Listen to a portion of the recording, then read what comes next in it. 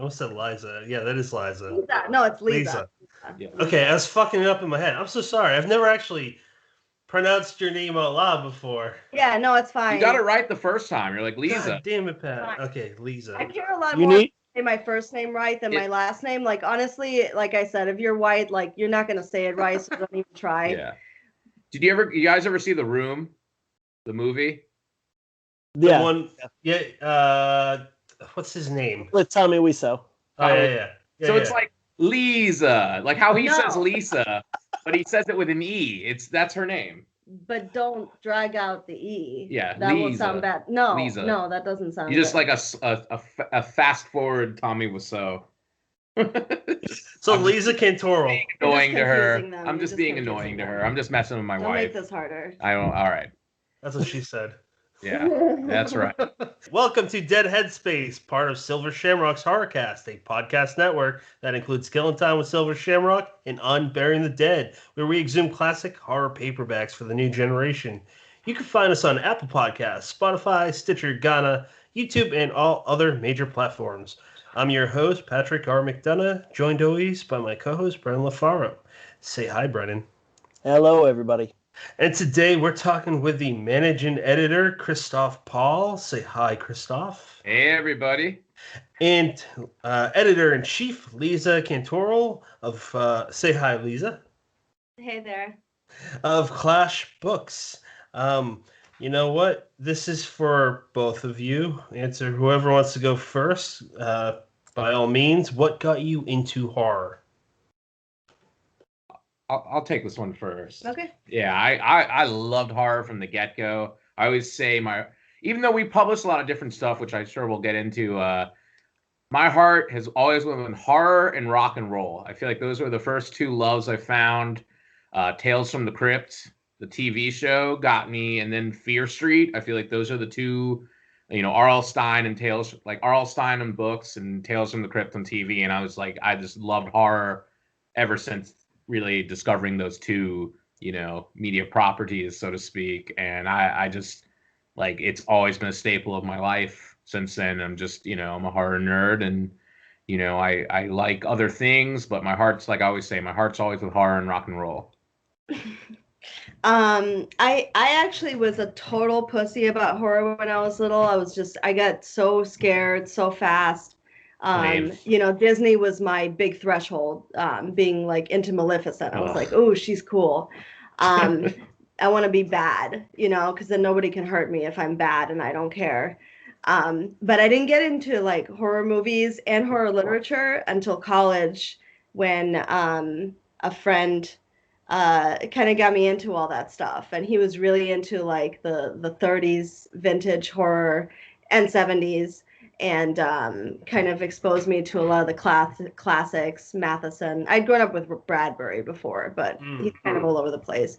But like Argento, it was more for me film that resonated more than writing. Argento and the classic 30s, like hammer horror in the 70s and 30s, like the monster horror. And stuff like Jodorowsky, which I had been exposed to before, prematurely, actually. But yeah, it was that kind of like extreme gore and kind of like lyrical insanity that made me fall in love with it, and it resonated with my heart. Do you guys have a favorite Universal monster? I think mine is the Wolfman, just because of Lon Chaney. Yeah. I feel like it's like a metaphor for alcoholism, which I don't know if it was purposeful, because I know he had a substance abuse problem, but I think it was like in his acting style. You can see him kind of really going through like a internal therapy session of just like grappling with the psychology of his addiction. And that monster, and I relate a lot to that monster. Not that I'm an alcoholic, but I definitely have like an addictive personality. So I understand that dark side, and I understand when like you just feel like it's a runaway train, and then you wake up the next morning and you're like, that wasn't me, I didn't do that. And then you're like, wait, no, that was me, and I did do that. And you don't know where to go from there. Before Christoph answers, I'd like to talk about that for a second. That's my answer too, the Wolfman. It always has been ever since I saw the film as a kid. I never realized, you just pinpoint it. Like I got addictive personality too when I used to smoke cigarettes. I mean, there was a lot of cigarettes smoked, and yeah, they really which is are crazy. I was an ex-smoker too, and they're brutal. I still smoke, even though I quit. Yeah. I drink still, but super rarely. But when I did, it wasn't good. And now I replaced it with Eden, and I'm right there with you. But I never thought of that. But more specifically, Lon Chaney. Well, got my words all mixed up. he's an interesting one. He's like the man of 1,000 faces. I'm wondering if he kind of felt therapy when he put on a different mask, quite literally. It's interesting to think about. Yeah. Well, his dad was the man of 1,000 faces. His dad was. Oh yeah. I'm thinking of Junior. Well, it's crazy because his dad was the legend. Yeah. And he became an amazing actor as well. Yeah. Dad was the man of 1,000. His dad would put himself through these like torturous makeup situations. Like he wanted to go all in hardcore. He would put himself through all kinds of shit. And he was revolutionary in a lot of his performances. Was it The Man Who Laughs? And I don't know. He was in so many things. But yeah, Lon Chaney kind of it's weird. What's that movie? Spider Baby. That was at the end of Lon Chaney's career. He's kind of like old, and you can see he's kind of like beat up and shit. And what's his name? Sid Haig is in it when he's young, and it's such a bizarre cross. Wait, what's that called? What's the movie called? Spider Baby. You haven't seen Spider Baby? No, and I love Sid Haig, so I gotta check that out. Sure. But it's clearly like Rob Zombie. He obviously drew from what's his name? Toby Hooper, but he also drew a lot from this is like it's like a fucked up family. Yeah. Spider Baby is like this, and it's black and white, which they weren't even doing at that time anymore, but it was cheaper. And it's just creepy. It's like it's 70s, but it has that like 50s. It's like 50s to 70s like cross. And Sid Haig plays like a mentally challenged sibling of the family. But yeah, it's really sad seeing what's his name in it. You can tell he's like at the end, like the alcoholism like clearly got the better of him, and it's really sad because I think a lot of actors find therapy in the work they do, but at the same time it's a bit of a double-edged sword. Where it's like you feel maybe a momentary release, but then like the movie's done and you're back with your problems. Yeah. Well said. Christoph, what about you, man? Man, I feel like there's like multiple answers to this. The first thing that popped in my head, and I want to share that, though I don't consider it a universal monster, is the Blob. Oh. No. With that. But I feel like there's something about like a primordial ooze. You know, it's like goes back to our like evolutionary, like supposedly we come from like, you know, kind of a primordial ooze ourselves. And it's just something about the Blob being eaten alive by acidic goo from another planet too. So you have the alien. You can't like logic with it. You can't talk to it. Yeah. There's no reasoning with it. It is kind of this Lovecraftian thing. That always spooked me. I guess though with like the Universal, it'd be a toss-up between a vampire and a zombie. So what, Lugosi? What's the zombie? No. I love it. Just calling you out. No. You were talking about Universal horror. Like Universal horror movies. Like the Universal Studios. Yeah, no, I'm saying that.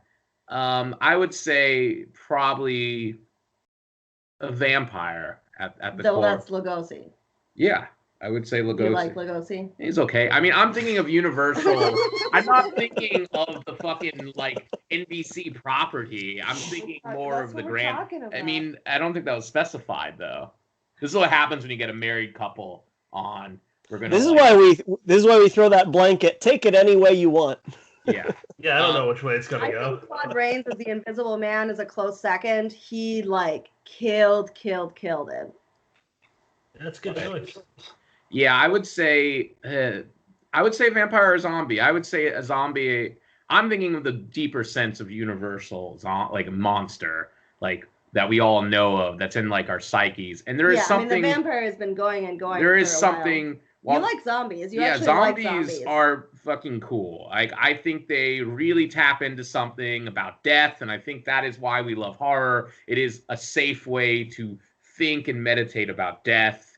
And zombies really challenge the whole idea of what death means. Yeah. You know, vampires. And vampires do too. It's just they're kind of sides of the same coin. Vampires and zombies. They're both brains or blood, you know? I mean, and that's what keeps them alive. So I like the hunters, so to speak, when it comes to monsters. It's interesting.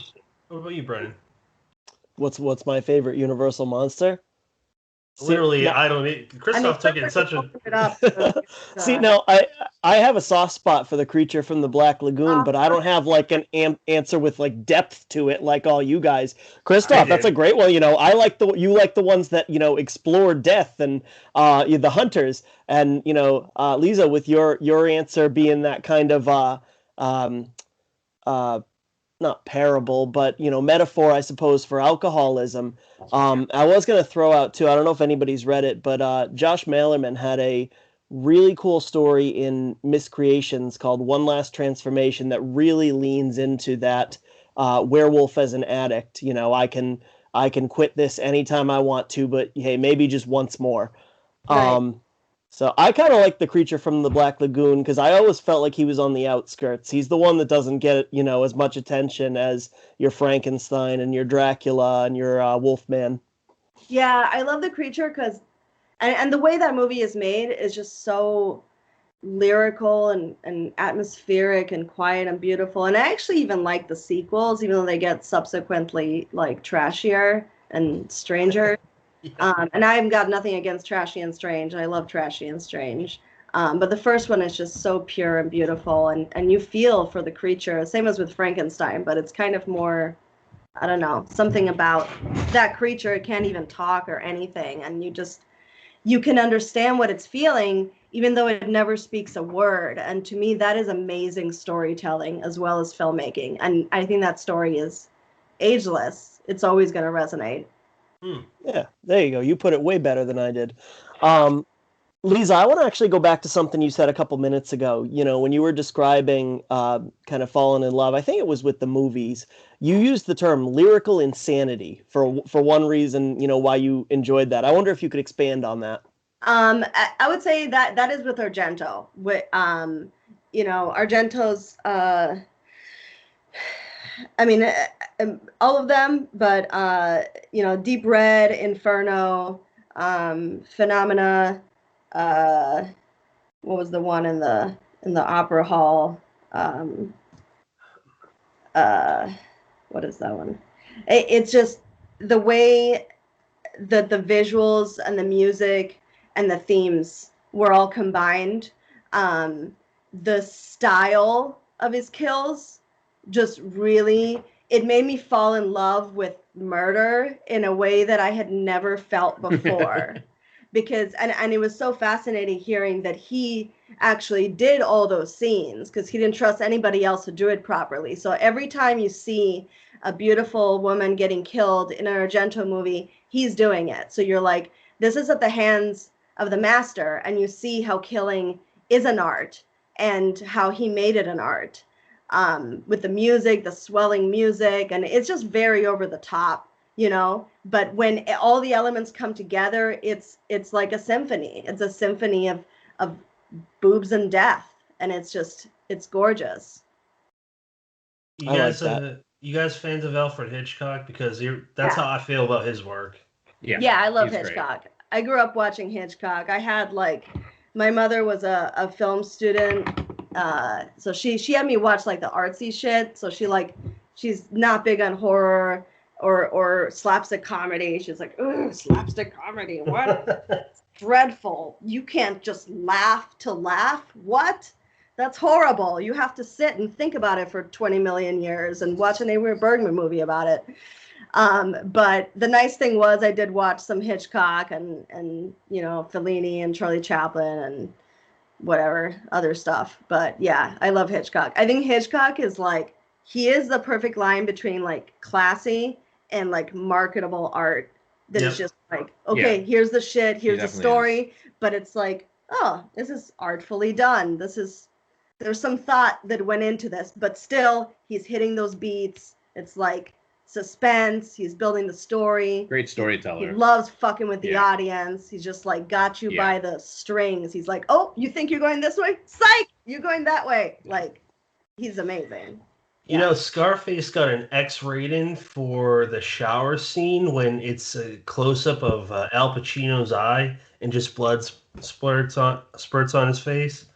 They never show the person being killed. And then, what is it, 40 years before that? Not 40, 20 or 30 years before that, you got Hitchcock's Psycho, where it's kind of the same thing, but he got away with it. It's, I never thought about it until we were talking about that. That's kind of...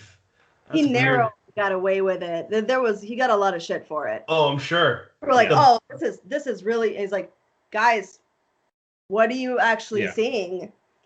And you don't realize it because the thing is that he realizes is, and it's true for writing too, the reader is filling in those gaps. Mm-hmm. So good art does not just, it's like Penthouse versus Playboy, or even more Penthouse versus Betty Page, pinup shit. Are you going to just show the whole thing? Or are you going to leave some mystery? Because the reader and the seer, they're going to be filling that in. And Hitchcock knew that is the images that the viewer is going to make in their head are so much more powerful and intense than anything he could show. So the power just endures. I think the big thing about horror, and I think why you have people, as somebody who edits and loves to read horror, but you notice there's more of a fan base for film. I think horror is at its strength through sound. I remember actually even hearing Stephen King's son. His name is Joe Hill. Thank you, Joe Hill, who's a amazing horror writer. I mean, I think Nosferatu is one of the best horror books in the recent, this century. But he said that sound is such a big part of horror. Yeah. You think of that shower scene, and Psycho, and that scene with that just sound of the knife. And I think with writing, we have to it's weird that horror is they think it's prose doesn't matter, but I think you actually have to stand out, actually have to have the prose really do something to make up for that lack of sound and eeriness. Well, for prose, it's rhythm and voice and atmosphere. Yeah. And that plays such a huge role in horror that has to fill it in. Art just, it's missing something that film can just put a cool... It has to be visceral. Even Friday the 13th, which is, just straight up slasher. Yeah.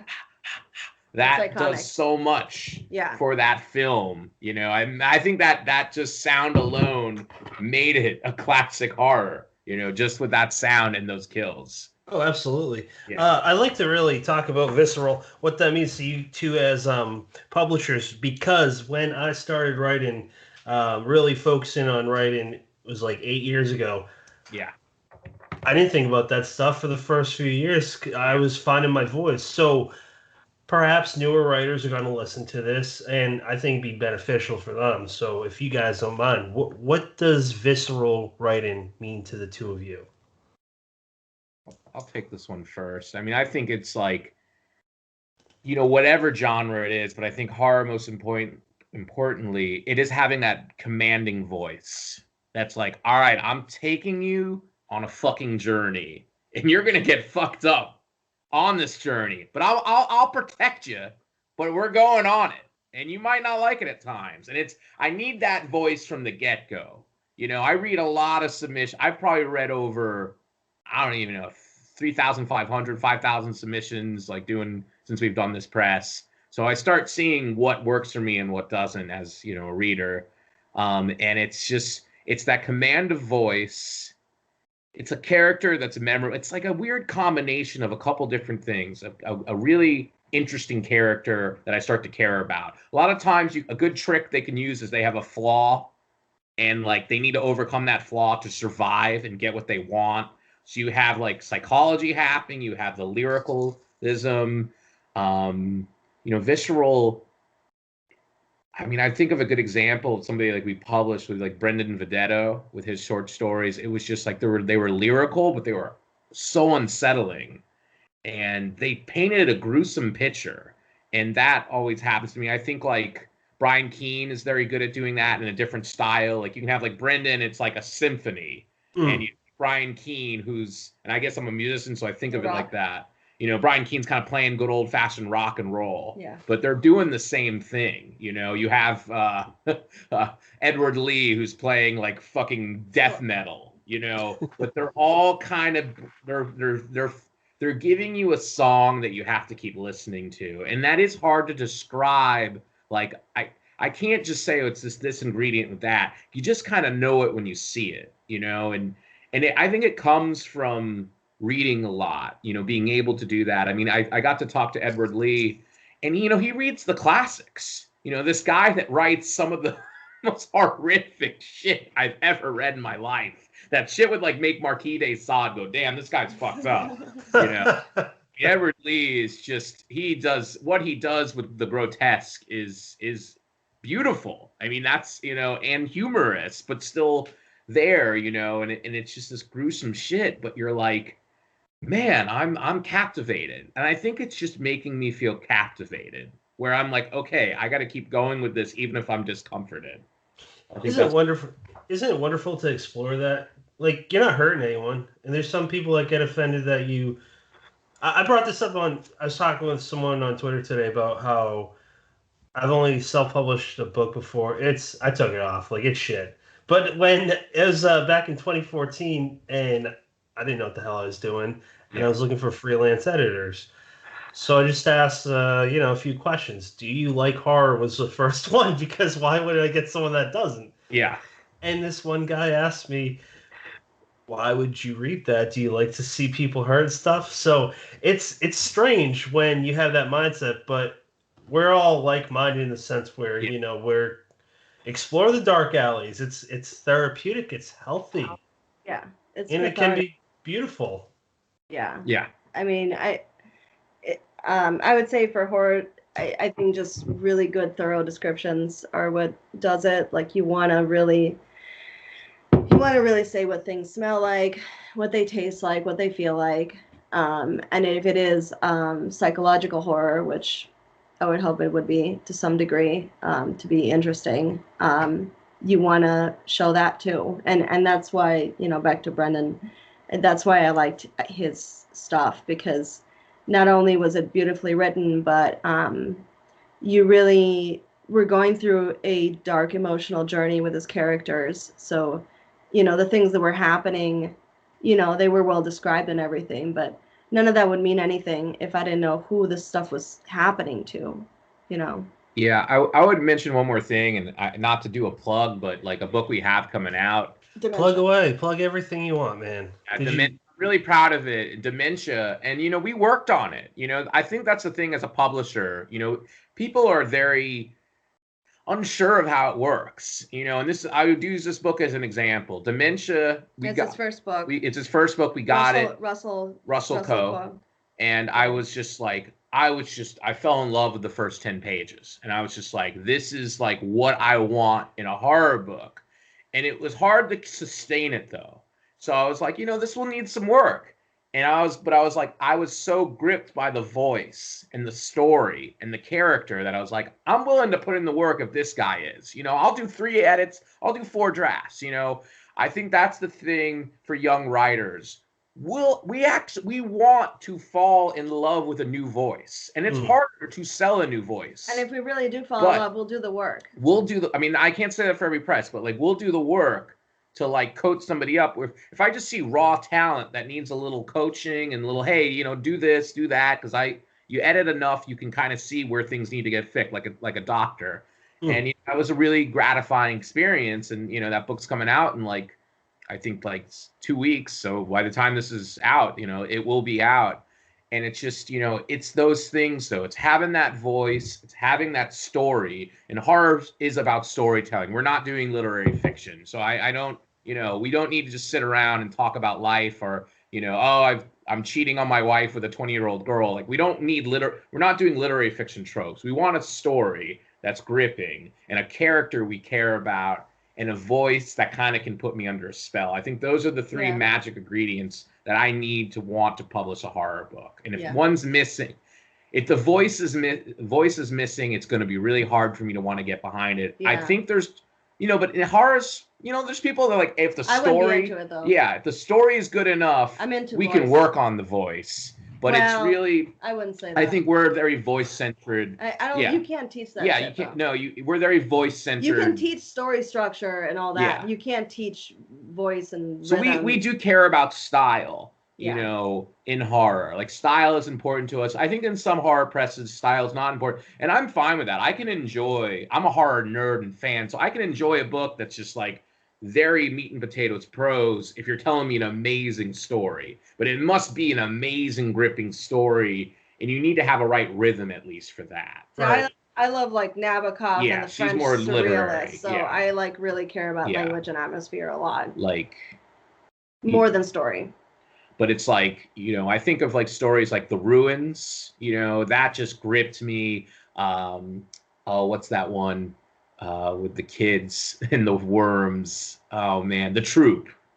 Do you? I haven't read that. No. Nick Cutter? Yeah, Nick Cutter, aka Craig Davidson. Yeah, you were going crazy. I was just man, this is fucking awesome. It could have just. It was this. The voice was good. I loved his voice, but it was the story. I was just holy shit, this is fucked up. I got to just keep reading. I can get into it. And Dementia was by Russell Coe. Coy, just in case. Coy? Oh, my apologies. Well, he said. It's my bad. Yeah. Coy. Coy. Because if you heard that real quick, you could kind of mix it up with Russell Crowe. Yeah. You got Russell Crowe? I would read a Russell Crowe horror book just to fucking see. Yeah, it'd probably be alright. That dude looks like a demented guy. I bet you he could write a fucked up, probably bad, but I would be curious to see Russell Crowe writing a horror book. Yeah. Yeah, it'd be worth it just to read it. Brennan, go ahead, buddy.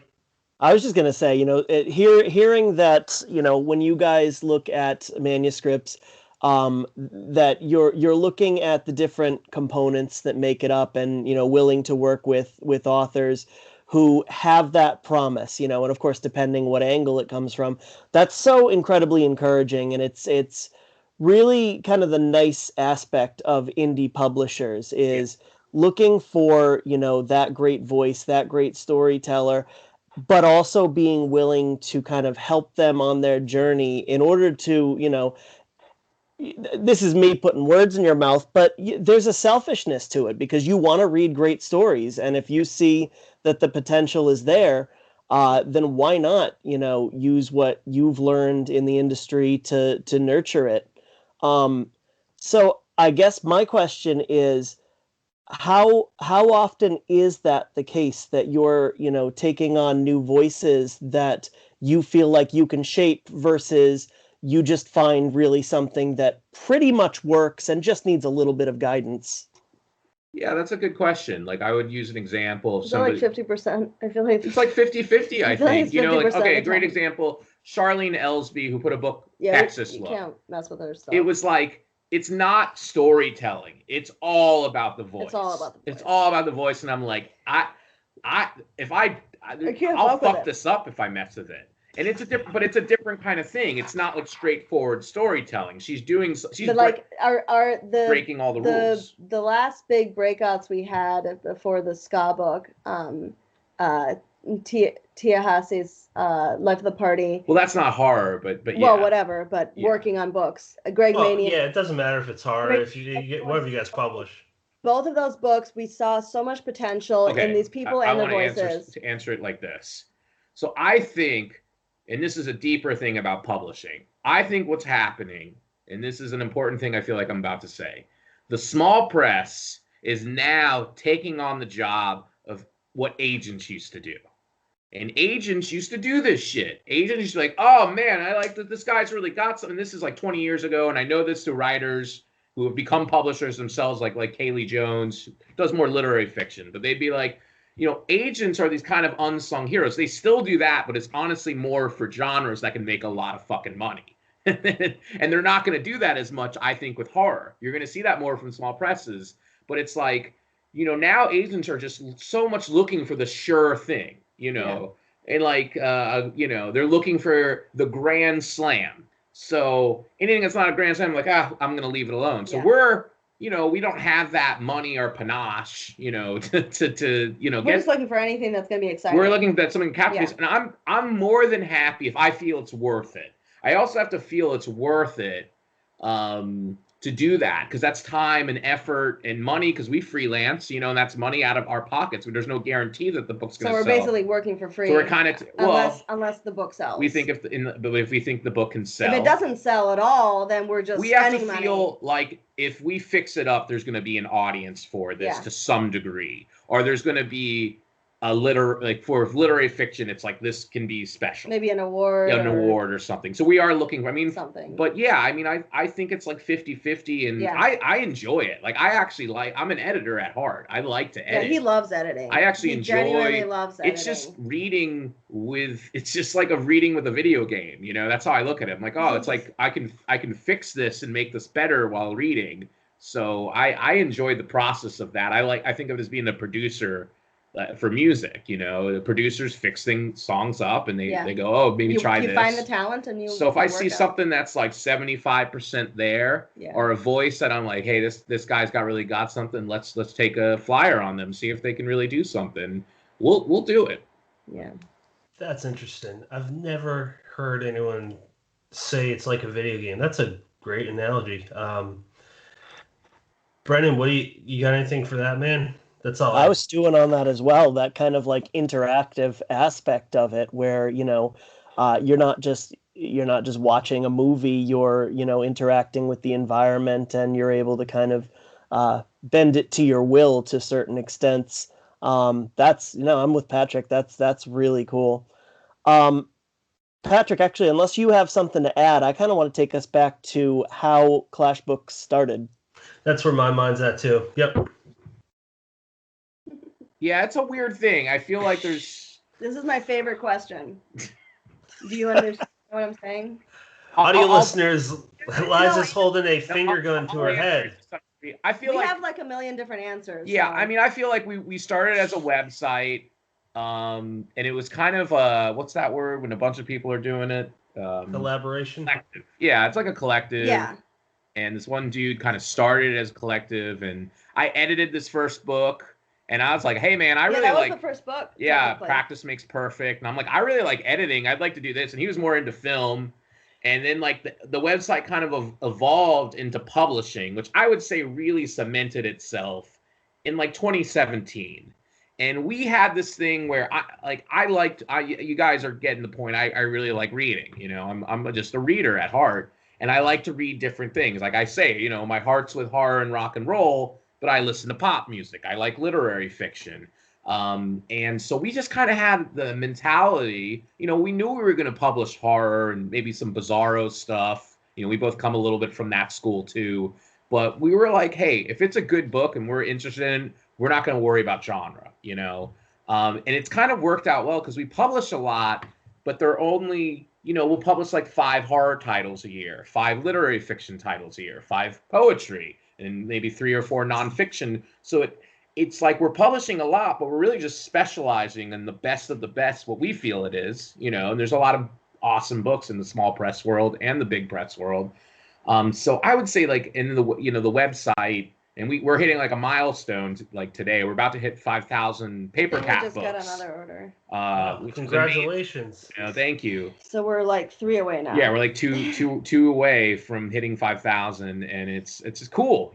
People we focused on selling books on the website. And I learned there's a different readership. Like I noticed horror readers really like ebooks.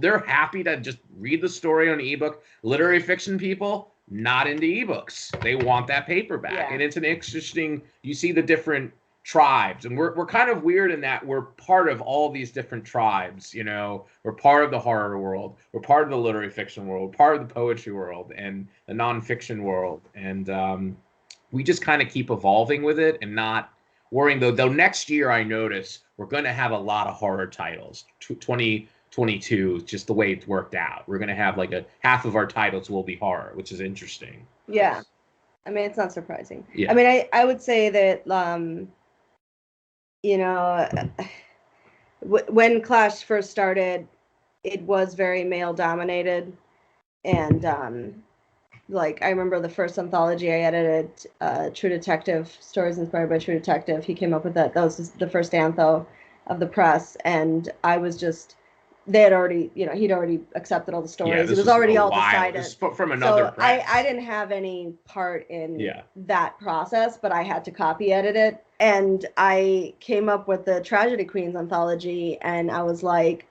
and I told you, I was like, we gotta have at least 50% women on this. And you're like, well, I don't know if you're gonna be able to do that. I'm like, well, we're gonna do it. You know what? We have to. I'm sorry. I ate crow because we got 80% women, you know, that submitted to it. So it was a good learning lesson. I rejected a lot of men, though. A lot of men submitted, and I rejected a lot of men, and I only accepted the men that were fucking awesome. Yeah. And, you know, obviously the women that were awesome, too, but, like, I really enjoyed rejecting men. It's so weird, because men have so much confidence. The most talentless men are so cocky. They're like, the loudest. Look at my shit. And the most talented women are so shy, and they'll wait years before they submit. This is true. Or they won't even submit unless they're asked. And I did ask. I went out and I asked certain women that I was excited about their writing to submit. So I sought out certain people. But, you know, it ended up being 70% women and or more, 80, I don't know, 80. And after Tragedy Queens, we started to get really interesting submissions. That's when Lindsay Lerman submitted I'm From Nowhere, and after her, Charlene with Hexus, and a bunch of, you know, Tia, because they saw with Tragedy Queens, oh, you are interested in dark female narratives. And you it want was this, mostly, and it's not something people want. And these are some of these women. You know, Lindsay had been querying agents and stuff, and she would get rejection letters like, "This is really good, but." You know, this is really good, but we already are publishing our Sad Girl of the Year. Sorry, you know, we have fulfilled our Sad Girl quota.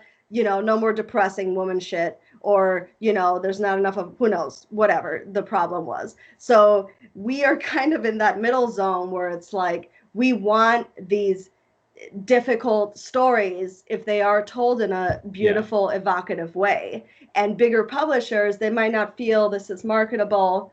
You know, so we're like, hey, we'll take your garbage. You know, your garbage is our fucking gold. I feel like we kind of have a yin yang thing going on with Clash, and I think that's when we got to really be our best. Is when it kind of came balanced with Leza and myself, and I think that's when the magic really started. And it converted me. Tragedy Queens really converted me, and I was like, you know, I want more of this. I want more of this too. And Tragedy Queens, I would say probably 50% of it is horror. Yeah. You know, even though we market it, and that's a whole thing I could get into with you later. I'll tell a fun story in a second. Like it's half of it's horror, but we didn't market it as horror. No. But we kind of like, because we're part of these different worlds. Like we'll go to Brooklyn. Well, it's not all horror. No, it's half of it's horror though, you know. Yeah. But we like go to Brooklyn Book Festival. And this is a great thing. They don't like horror. They hate horror. No. They're fucking hipster Brooklyn people. You know what I mean? Horror, no. Yeah. So this is what I do when we go to Brooklyn Book Festival. Oh, yeah, this is dark literary fiction. Yeah. I think you'd enjoy it. Oh, interesting. Let me check this out. It's the same shit. It's fucking horror. But you know what I mean? It's like horror is like such a fun thing because it's like, it's the fans, if you're like, hey, man, here's horror. Hell fucking yeah, I love horror. But then you have the snooty literary people. Well, then there's horror fans that are like, I only want extreme horror shit. That's fine, though. And we have that, too. Then they're like, well, this is not horror enough. You know? Yeah, that's a minority of horror. I think most horror fans just like horror when all's said and done. Well, there's different styles. But you know, that's the thing I've learned. Literary fiction people love horror, but for whatever reason, they don't want to say they do. They feel guilty about liking anything because it's trashy or whatever, but they like it too. It's a fun genre. Horror is the best genre. It's the melting pot at dealing with what the blues deals with. This is sex and spiritual and physical danger. That's the blues, you know. And horror and blues are injured fucking spirits. You know, it's like, oh shit, something really tragic's about to happen to me. Survive and replicate. That's like the Darwinian truth, you know. Have a kid and don't get killed. You know, those are the two basic roots of existence. And horror always is dealing with that. It is always sex and survive, you know, one form or another. And horror does that better than all these other genres. But it's in our heads, or not my head, but other people, you know, especially in Brooklyn, they're like, oh, no, I don't read horror. I read important books that the New York Times is. And I get that. You know, I have an MFA. I know that world very well. So. But then horror people are like, oh, literary fiction is boring. Yeah, and it goes the other extreme. And I don't think, you know, my philosophy is that, you know, it shouldn't be either. And I'd like to see just no borders with all of this. And I think that's what we do with Clash. You know, it's not about genre. It's about stories and voices. Yeah. That are compelling. I do think a bigger goal we have is to bring people together. Yeah. You know, we like that horror people kind of know the literary people. We're kind of Constantinople, so to speak, like that place in Turkey where, you know, Europe and Asia would kind of like have to deal with each other. I kind of like think of Class as that, where the literary world and the poets kind of deal with the horror. And we publish a lot of horror poetry, you know. Yeah, I love so horror it's poetry. kind of like we like bringing that the worlds that don't want to be together a little bit more together. Yeah, you know, to appreciate each other. That's kind of a weird goal, I guess we do have. Yeah, it's definitely a goal of mine. Yeah. Real quick, speaking about horror poetry, I got Sina Pelayo sent me Into the Forest and All the Way Through. I can't wait for that to hit my door. Nice. Awesome. I heard her interview with Max on Ghoulish, his podcast, and I'm not going to go too deep into that, but check that episode out if you haven't heard it, whoever's listening to this. So Brooklyn, I've been there once, and I guess I gotta, whenever I return there, I gotta start peddling some horror books. Just throw them at people, be like, read it, bitch. Brendan, that's my response. I don't know what else to say to all that. You know, my response is, you guys are a goddamn blast. All of that came from How Did You Start the Press? And we just got, there's so much to take in there. I'm like drowning in follow-ups here. So, you know, one thing I wanted to touch on, and Leza, you hit it right away, but I want to talk a little bit more about it, is Clash, you know, really touts itself as presenting diverse and unique voices. One thing I wanted to ask you is, you know, kind of how you go about that. And you said, we just fucking do it. And we just, we put our money where our mouth is. You said, I'm going to make this anthology 50% women, and you made it happen. And that, you know, went up like a beacon to all the other authors, you know, out there who knew this is a place, you know, that they can send their stuff. We had a conversation. I don't know if you know Jessica Guest. She's a horror author. She wrote a really cool slasher called Cirque Berserk that came out last year. She's cool. And she had said, you know, we were talking about a subject like this, and she said it's so often that you just don't know where you're welcome, you know, to submit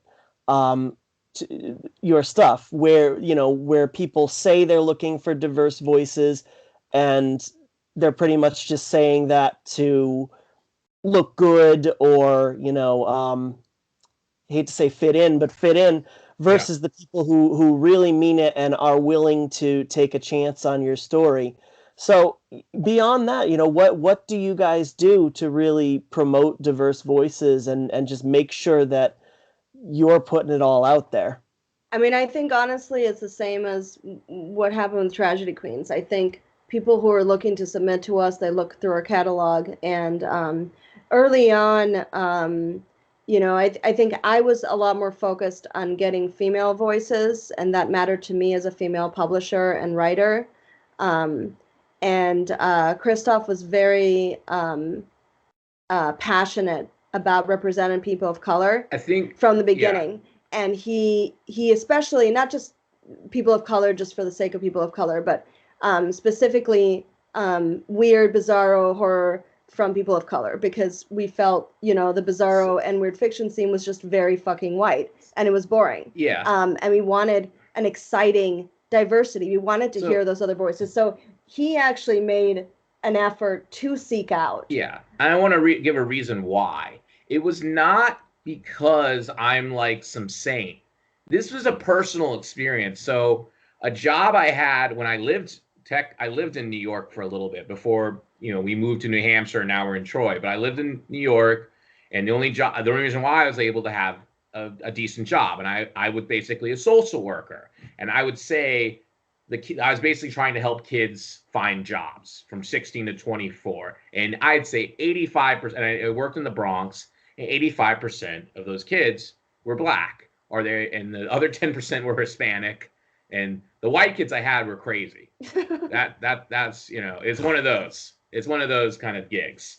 So, but I'd have books, and I had, I was reading kind of bizarro and weird stuff at the time. They're like, that's cool, but do you have anything by a black person or a person of color? And that stayed with me. So that was a moment that really is just like planted a seed, and I was like, really, that's like, this, I like this weird stuff and the horror, but there's less people of color, and and I work, and I mean, I both jobs I had for like the last 4 years before we moved and all that, I was basically the only white guy in the room, I mean, your job before also. Yeah, I managed an adult video store, and the clientele was 40-something black men, and that was the guys I spent all my time with. They'd come in and talk to me. So I'm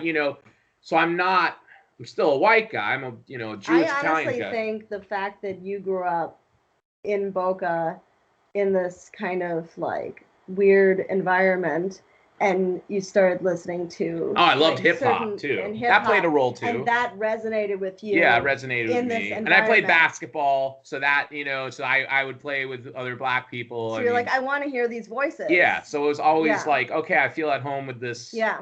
And it was somewhat personal. It wasn't like, oh, let me be woke and shit and all that. And, I mean, I think honestly, a lot of publishing, and you know what? It was a genuine walk. I don't honestly care why they're doing it. It's good that there is more diversity, but I think for the most part, it's white guilt, and they just don't want to look bad.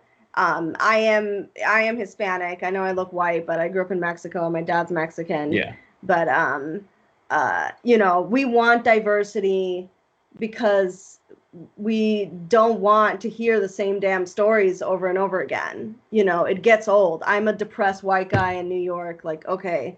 We heard your story. And we've been hearing your story since the fucking 1700s. Before it was Brooklyn, when it was Vienna or whatever. But that's a good thing. But it's not. I'm not anti-white guys either. I'm a fucking white guy. No, it's like I would like to hear stories like I mentioned dementia. That's kind of coming from a working class white guy place. I'd like to hear that story. I'm interested in that. I'm not interested in the I'm a white guy in Brooklyn story. You can fucking shoot me before I hear one of those again. He hates Brooklyn. I went to a shitload of readings when I lived there, and I heard enough fucking white dude Brooklyn stories to fucking want to die. But I want to hear diverse voices, like dementia. It's like, this is a working class dude, I could feel that. Like the way I feel Brian Keene, you feel a real working class dude, I want that story too. It's just, I want something that has some personality and authenticity, So I like when we've published a lot of trans writers. I'm like, this is authentic. I'm not hearing this anywhere else.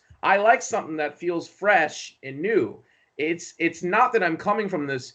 Part of it, is a moral place and a want, but it's really, I want to hear unique voices. And that's the biggest thing that motivates me. And a lot of times, those tend to be people of color. Not always. Yeah, I mean, we could get really a submission from somebody of color who's like, gay as all get out, and it's crap. We're not going to publish it just because they're super gay. No, I'm not going to publish that. Then you're a token. I'm not doing that. I mean, what's the point of that? I want just a real, genuine, authentic voice. I think it all comes down to that, and it's really not about color for that. No, or race, or gender preferences. It's just be that. But I want people to feel if you're, in the minority, you're welcome with us. Yeah. We're going to give you we're going to look at your shit and give you a fair shot, and we're looking for that, Yeah.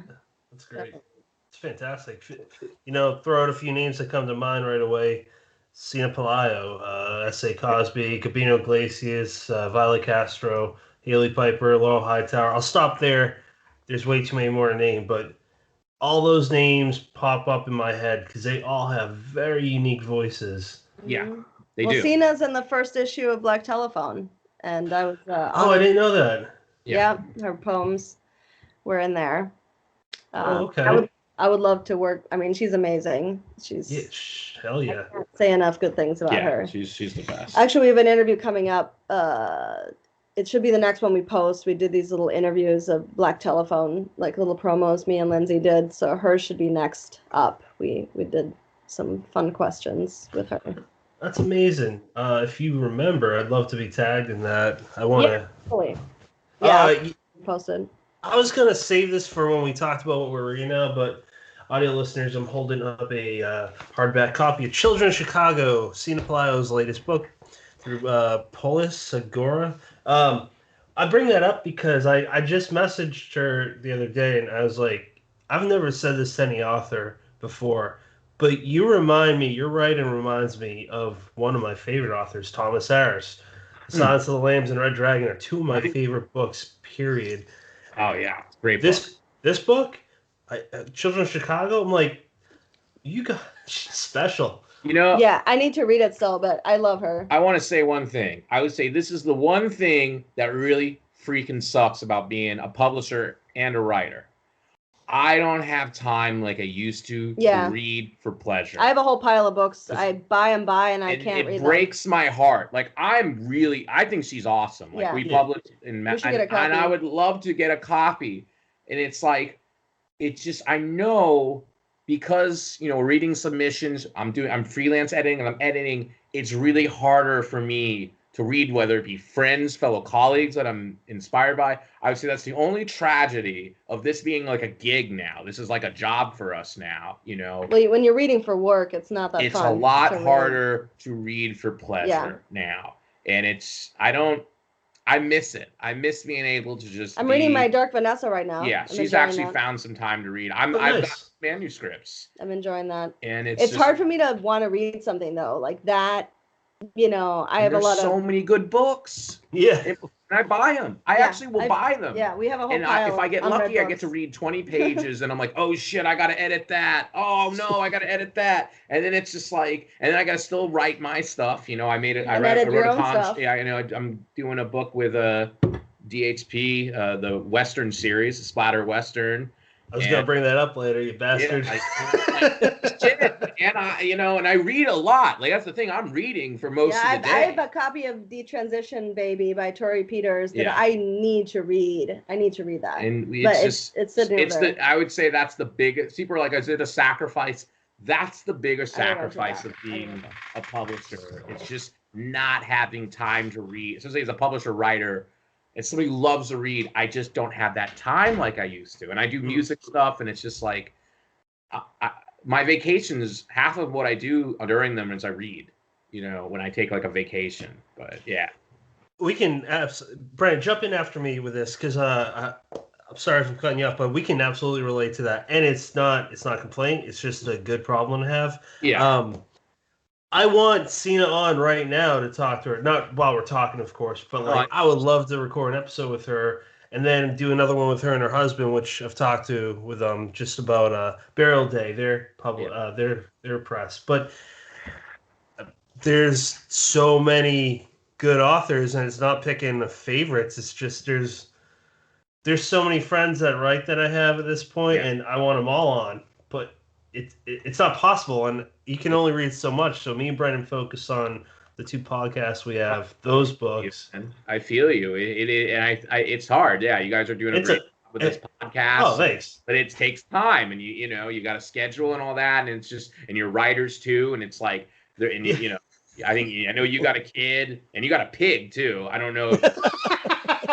That blows my mind in its own thing. I mean, that's a pig in Jersey, and a pig in Jersey. I mean, that's a beautiful thing. That's a poem right there, man. But Yeah, it's Okay, tough. I might write that. Time. I'm hoping that things level out in like 2023. So in 2023, I'm planning on catching up and doing some reading.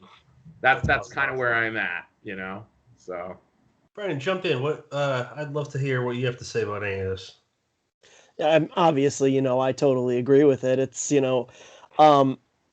not being an editor or not running my press. We talk to enough people who, kind of dabble in that or straight up work in it that I would totally imagine there's just that guilt. Anytime you're reading something that you don't like have to be reading, it just feels like, well, I have this pile a mile high of shit I'm supposed to be doing. How can I justify reading something for fun? and it's like, look, I've made it this way. I'm going to share kind of a secret of what I think has made class books grow at a faster rate than maybe we should have, is we have open submissions all year round. Mm-hmm. We do a thing, though. We don't send rejections. It's the only way to balance it. So, like, if you don't hear from us in 3 months, it's not probably happening. But that's been a great way to find new talent. So it's open for anybody. And I did that because I hate, and I'm going to have to do that because I want to submit something in the summer. And I hate having to plan my time around an open submission period. It drives me crazy because it's like I write in different genres, and I'm stealing time, and it just breaks my balls that I have to get something done when I, might not have time to get it done, just fill in this slot. And I basically, unless it's a huge press, which I'm going to submit this summer, there's a huge press, I've shared it. They're, a big tour. I'll submit to that. I'm like, all right, Tor, you're fucking Tor. I'll do it. But if it's another small press Yahoo like me, I'm like, I can't hurry to do this. Especially if they live in Brooklyn. Small presses are Yahoos. I'm just kind of saying it for fun, but right. For shots fired. Yeah, no. Fired. I love all the small presses. Wait, list off all the indie presses you don't like. I'm just joking. No, I actually like, I think, almost all of them, because I just have that empathy where it's like, hey man, we're all the idea. Unless they've shit talked us, then fuck you. But everybody else is cool. No. What about Silver Shamrock? They're not that great. Shamrock's cool, man. They're fucking cool. Like they're doing dope horror shit. No, I'm. Ken's kind of our podcast boss, so I'm completely joking. Cool.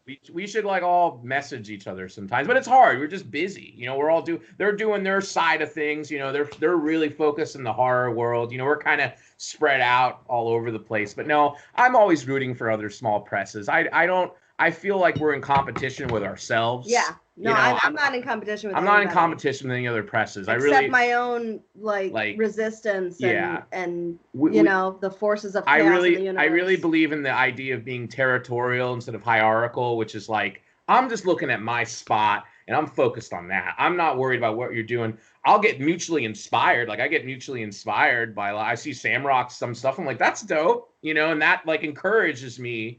But it's never like, oh, that motherfucker.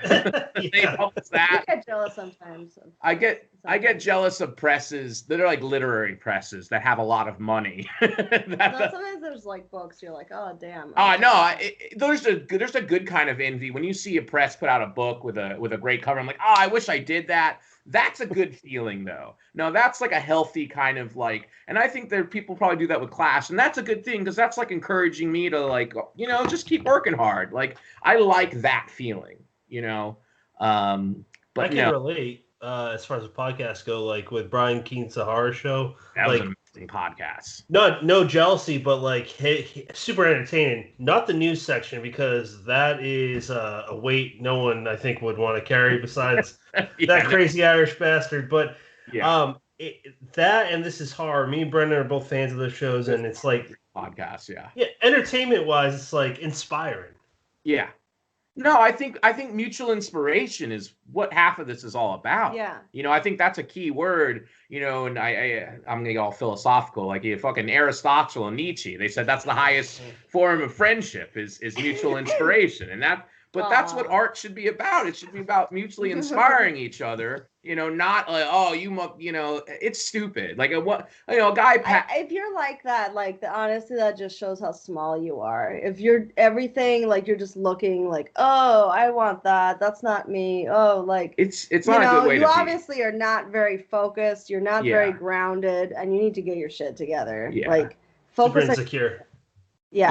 I mean, it's too, like a guy we a press that was in our circles is funny because he all the genre people hated this press, because he's like, I don't want to work with agents ever again, and people are like, that's a red flag, but he passed away. He was Gian of Tyrant Press, a great literary press. They published some amazing groundbreaking shit. Yeah, and he started shit online, but but it's like. Yeah, he was a that guy's gone now, and it's like, he passed up. You know what I mean? It's like, that's the thing, people pass, a lot of these stupid jealousy squabble shit, it's dumb, because like, somebody might pass away, and then it's like, I mean, it's tragic, because somebody that he started a whole thing with, like, she's like, fuck, my friend's dead now, and like I just realized now it was so dumb that we like lost our friendship over like agent bullshit. I was really heartbroken when I don't know if you guys know him, Dave Barnett, who started Necro, a great he died recently. Yeah, great heart. Yeah. Only like a month ago, I think. Yeah, it was heartbreaking. He was such a good dude. I met him, and I was just like, I wish I got to know him more. You know what I mean? Like, we were, kindred spirits, we're both doing presses. Like, I don't know. I'm just overall. That's how I felt about GM. I don't feel about, I'm not into that high school shit, man. I'm just like, dude, I got too much on my plate, and, it's just dumb. It's just dumb if that's the mentality you have. I'm looking to get mutually inspired. Yeah. And I think like. And it's work. It's so much of it is work. Like, do you really want to make it even more stressful than it already is? I think we're all part of the same ecosystem, and it's like how we act will make the ecosystem better or worse. And I want to make it better. Divided we fall, united we stand. Because I'll say one more thing. Like, I don't hate corporate publishing. I actually am looking to get an agent again, so I'm not going to try to bite that hand, But that said, we're not corporations, in the small press and indie world, whether it be self-published. And I have love for self-published writers too. Part of what Clash started self-publishing. Yeah, I was self-publishing, and Clash technically I had a joke book that broke out, and that gave us some money. And I wrote under a pen name. I wrote It's not a joke book. It was an erotica joke book. It was LGBT erotica. Yeah, but it was. But anyways, like, I don't know. I just think Jesus. I think it's all about Jesus. Oh God, yeah. I wrote basically the book was called Kirk Cameron, the Crocoduck of Chaos Magic. Yeah, it's about Kirk Cameron hooking up with a crocoduck. And I mean, it's about more than that. Yeah. Well, they don't need to know the whole damn book, But anyways, you should read it. I just want. There's a lot to dive into there, so I'm just going to pick one thing, and that is where you're talking about people that passed away and they left a mark on you. For me, that's Jack Ketchum, Dallas man. Yes. I wish if I could bring back one author, it would be that man, and I would just want to have a conversation with him. That's a sad one, man. Yeah. He was a special. I was lucky to meet him. I think I met him about twice, and it was nothing big. We just talked, and he was really kind and considerate, and just a really good dude. Just a really good dude. There's a reason why he's endeared in the horror community, because he was an endearing guy, and he was a talented guy, and he was always a giving guy too. And I didn't know him as much as a lot of other people too. I got to meet him a few times, Nikon, and I met him at another con. I met him at cons. He was always at the horror cons, and which is a great way to meet horror people. Yeah. By the way, I would say if you're in horror, on a side note, go to cons. It's a great way to meet people, and it is something special about them. But yeah, no, I that's a tough loss. That was a tough loss for horror. Yeah, I don't know. There's nothing we can do about it. I just he's someone that I'm so upset that I could never meet.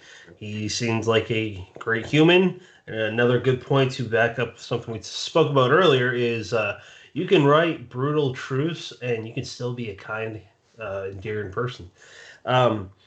I'd like to talk about John Skip's book that you guys published, the limited 200 signed books. Don't push the button. And I see that this has to be an older book. I'm clearly very unfamiliar with it, but I did see it on your website, and I saw a quote by Richard Matheson. So that's what makes me think it's an older. Got one. He got a quote by. He got some blurbs. It's going to gathering more. Just real quick, it's going to be the 200 signed, but it'll be in bookstores and Amazon and all that good stuff. So yeah, it's. I mean, if we sell more than 200, we'll increase the number. Yeah, we'll see if we do more signed copies. But it's for the copies. But yeah, publishing Skip is like a dream come true. It's a real moment of, honestly, it's humbling to publish Skip. I know Skip. I've known him for like 7 or 8 years. We shared a room once at a con. He's a regular guy to me now. Yeah. We've talked music. We're both fellow musician writers. But that's a dude right there, man. That's a special, talented artist. Like, he is a once of a generation kind of talent, and just to be lucky enough to publish him is pretty amazing. I honestly just feel lucky to know him. Yeah. He's such an amazing person. Like, I just did a Facebook post actually trying to get to the hit our 5,000 mark, hoping people would get a few more of the skip books. Have the skip book bring it over. He's so insanely talented. And honestly, he's an amazing fucking director.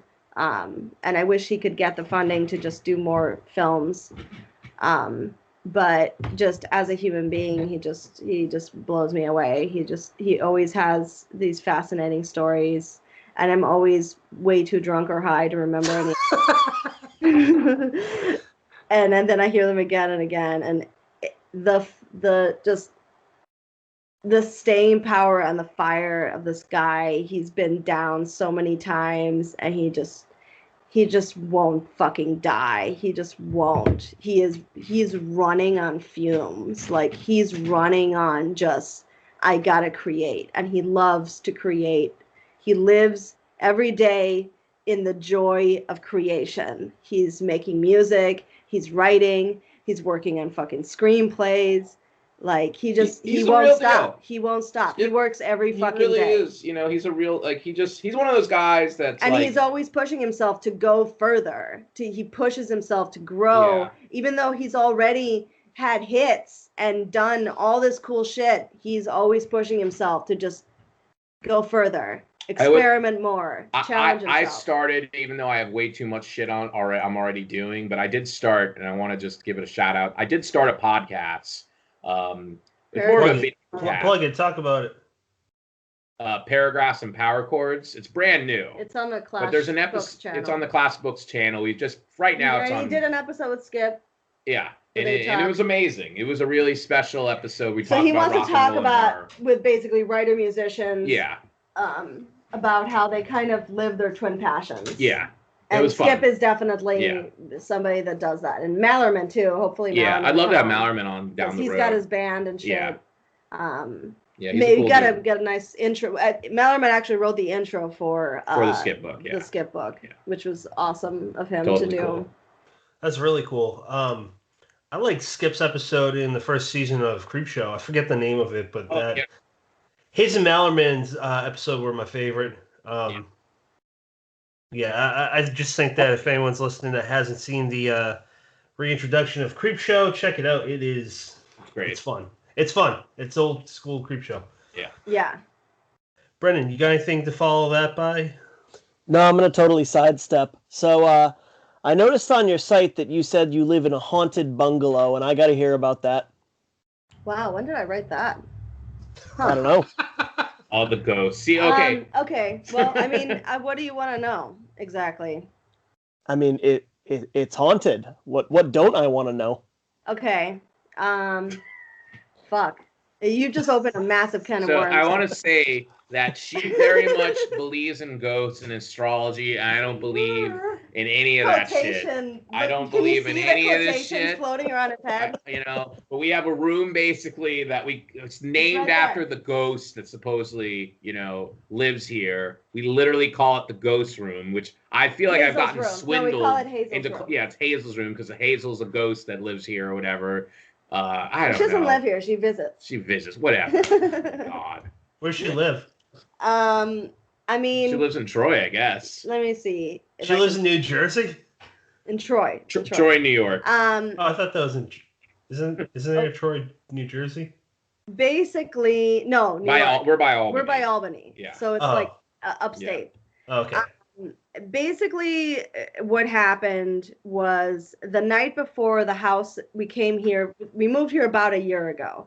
So the night before, give or take a few months, the night before the house inspection, I had an extremely strange dream in which I felt like I was having a ghost visitation. And I can't explain why. I just had like, oh shit, this is a ghost. This is not like a regular dream. She gave me a book. And then a couple weeks later, a friend of mine dreamt that I gave him the book, and it was the same book, same title. He opens it. Let me get some more water. Her name is inside. Hazel I Drew. Inside. It says Ex Libris Hazel I Drew. So he Googles her name, and he finds that it was this 20-something governess that worked in Troy and who was murdered. Unsolved murder. So this is 100-year-old, roughly unsolved murder. And she was the real life inspiration for Laura Palmer of Twin Peaks. If you see some interviews with Mark Frost, he talks about how his grandmother would tell him ghost stories about Hazel Drew because his grandma lived around here. And she's like, don't go in the woods. Hazel's haunting the woods and shit. And so her real life story of this 20-something governess that it seems was probably like either hooking or like close to it on the side with the elite of Troy, like government, like Republican, like governors and shit of Troy, was murdered. And nobody knows why, and it's not explained. And if you scour a murder podcast or unsolved mystery podcast, it's coming up. It's coming up more and more. Recently, a documentary was actually made locally, Who Killed Hazel Drew, where they try to unravel the mystery. And there was a book about it. And I think there's supposedly another book coming out soon about it as well. So me and my friend, we started investigating it. And as we started investigating it, he came over when I was kind of moving in, and we went to her grave. We did all this stuff. She started to come and talk to us. I do think there's something here there's something there, because I don't deny it. I don't totally deny that there is a ghost here, and there's not just one. There's a few. Okay. Well, I'm actually, this was crazy. And it's not Hazel. It's some guy. Me and him were in the room. Oh yeah, that was fucked up. There was nothing playing. TV was off. TV had auto shut itself off in the living room. We were in the bedroom just talking. We didn't have any music playing. There was nothing else. We were just sitting there having a conversation. And suddenly this deep, low man's voice breaks in. Sounds like he's coming from the living room. And he's saying, "Did you hear?" Yeah, that was fucked up. We literally both stopped talking. Yeah. He stopped. We're like, what the fuck? Like, we got interrupted from our conversation because of this super loud ass guy saying, "Did you hear?" And I'm like, what? And we came out. We're like, what the fuck? So we came out to the living room. TV is off.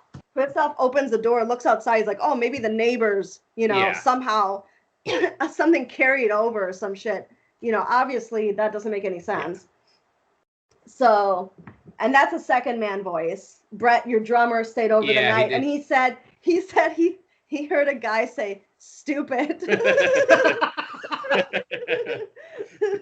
Same deep man voice. He hangs out right here in this room. Yeah. He hangs out right here. Yeah. But the Hazel thing, I mean, what's cool about the Hazel thing is we're going to be doing a book about it. I'm publishing it, and my friend who I've gone on these detective supernatural adventures with, and we've had these encounters with her in dreams, in real life, on all kinds of levels that I guess I can't go into right now. He's writing the kind of like a true crime. He has a theory, and we we saw the guy, so it really checks out. It makes a lot of sense. Nobody has called this suspect. All the people that have researched it, it's the most obvious person, but nobody has tapped them. So this book, he's finding all the circumstantial evidence he can possibly find to place this guy at the scene of the crime. That's interesting. He's almost done with the research, and basically Hazel came to me one night. I was on acid, but she's like, tell my story. I need you to tell my story. I need you to say who really killed me, and I'll help you with your press. And I'm like, we got a deal, bitch. So that's what we're doing. That is interesting. Brennan. Oh, no, I was going to say pretty much the same thing. I'm very interested in that book. That sounds really cool. Yeah. Yeah, he did a really good job, and it's beautifully written. The author is Jerry Drake. He was actually in the True Detective Antho. He had a beautiful story in Tragedy Queens. He did, yeah. It's a gut punch. Like, the end of the story just makes you feel like you just got punched in the heart. It's a great story. He's a great writer. He's got kind of that Southern style of storytelling. Originally from rhythm. Texas, yeah. But it's all very well researched, but told with a lot of heart as well. Wow. So I'm very excited. And I'm hoping the story wraps up, because I'm sick of that bitch being all up in my shit, to be honest. Same. Hear this ghost shit all the time. Tired of it. Well, it's not the end of ghost shit. It's just the end of her ghost shit. Yeah, it's just like our one thing. We're like very spiritually different, So we've gotten in arguments about it. But I've gotten more tolerant about it. I was kind of rolling my eyes, but I am more open-minded about it. That thing that happened with the guy saying crazy shit, that was like a moment where I'm like, maybe there are ghosts. That was the first time I ever, I was like, whatever with this Hazel stuff. Well, the thing with Hazel in this house, so she didn't live here. She lived nearby. It was like down the street. But the last place she was seen alive in Troy was a house actually literally across the street, was her dressmaker's house. And she showed up there late at night demanding that she make her a shirtwaist for an important date, which is obviously with this guy. So the last time somebody saw her alive in town was very near here. And I have theories about she was in this house.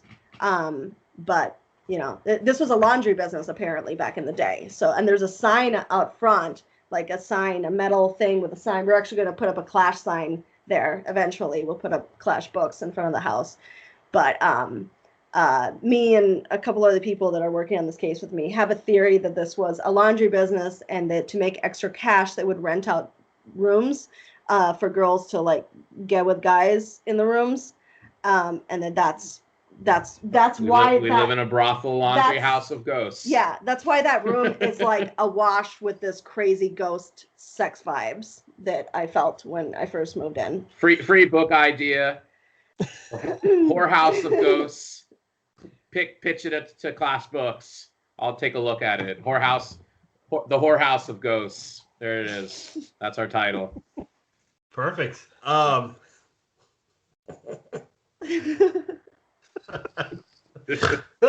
snorted on air. Christoph, tell us about your. I'm sorry. I don't know how to follow up with that ghost story besides it's fucking awesome, and I want to read that book. It's going to be good. I'm very excited. We'll Christoph, go true crime podcast and shit. Yeah. Sweet. Tell us about your splatter western with Death's Head Press. Yeah, I'm writing the first draft of it right now. This is an idea, though, I've had in my head for a couple years. It's interesting because this idea came to me from a song I was working on with my band, The Dionysus Effect. I came up with a bass line, and my guitarist ran with it, and he just put this whole song together. And when I pictured the song, it made me pictured monsters in the desert, and that was a working title. And I was like, it'd be cool to write a western with monsters in it, but I'd have to create my own monsters. And this idea stayed with me for a couple years, and I saw splatter westerns becoming a thing, and I was like, this is an idea that I could totally use as a splatter western. And this idea, and I actually was influenced by her, but I thought of this land that's like a mirage, and it's like in this once human beings go in, they can't get out. And in this mirage, it's like built on magic and monsters. And there's like rival monster gangs, like westerns, but with monsters and these different kinds of monsters. And, and I pictured like a boy and his mother wandering in. And I was like, this could be cool. Like, this is really something. And the boy has to grow up in this monster land. And his goal, he finds out that you can finally leave the land if you get the monsters to kill each other. So he kind of, as he grows up, tries to figure out a way to put the monsters against each other. It's kind of inspired by this Western movie in the 90s. This like cheesy Bruce Willis movie I kind of love, though. The Last Man Standing. Yeah, totally. So it's like I fucking love that movie, man. Yeah, it's so good. Man, it's not a great movie, but it's good. So cool. It's so cool. So the Last Man Standing, kind of like with like a horrific Sin City, like a Sin City horror. And I like mixing things together. And I came up with she had this idea of like angels falling and like having angel dust. And I was like, it'd be interesting. That's a drug. Yeah, it's like a drug. But I was like, it'd be interesting if this land was like created by fallen angels and the dust of them like created the land, and like these monsters evolved out of this like literal angel dust. And, it's like made out of magic. So there's like succubus type monsters, and then there's these like, I call them the Sinisters now, because like I based one of them on Mr. Sinister, the X-Men character, and these kind of like vampiric type monsters, and they're all at war with each other. So it's kind of a Last Man Standing, but there'll be a nice little fun twist. So yeah, I'm basically working on 3 horror novellas. I'm working on that. A one that I'm really excited about called Mummies in Massachusetts, which is basically what it sounds like. And it's really cool, though. It explores the idea of artists and sorcerers and mummies. And the one I'm most proud of right now that I guess I don't know if it's professional to say who you're going to submit it to, but I am going to submit it to Tor. The open submission is I'm like 1 million people are submitting. So yeah, the ghosts, the aliens, and the boy who loved a girl, which is I love this concept. I love that title. I love how that title sounds so literary. It's so literary, but it's a very splatterpunk sci-fi horror book, and it's about aliens come down, they're tentacled aliens, and they've basically conquered the Earth, and they basically take humans that have value, and they go back to Earth to find tech, great tech. And they're like, we've found the greatest tech we think will change like the universe, and it's a haunted house. So these aliens take these human beings into a haunted house, and the human beings are basically trying to survive both. And I'm really proud of this. I think I've hit a new level that I've wanted to hit as a horror writer, so we'll see what happens. Tech. Can you tell he's obsessed with Scientology? Yeah, no, I modeled the aliens after L. Ron Hubbard. So there's a kind of L. Ron Hubbard type language. He was kind of my inspiration for the aliens. That's what he used to watch to go to sleep. Yeah, I like to watch about cults to go to sleep. It relaxes me. He's watching. Yeah. So yeah, I'm now. Move down to QAnon. I like QAnon now. That's my favorite cult. So I watch stuff about them. Fun. Yeah, I just find cults very relaxing to learn about.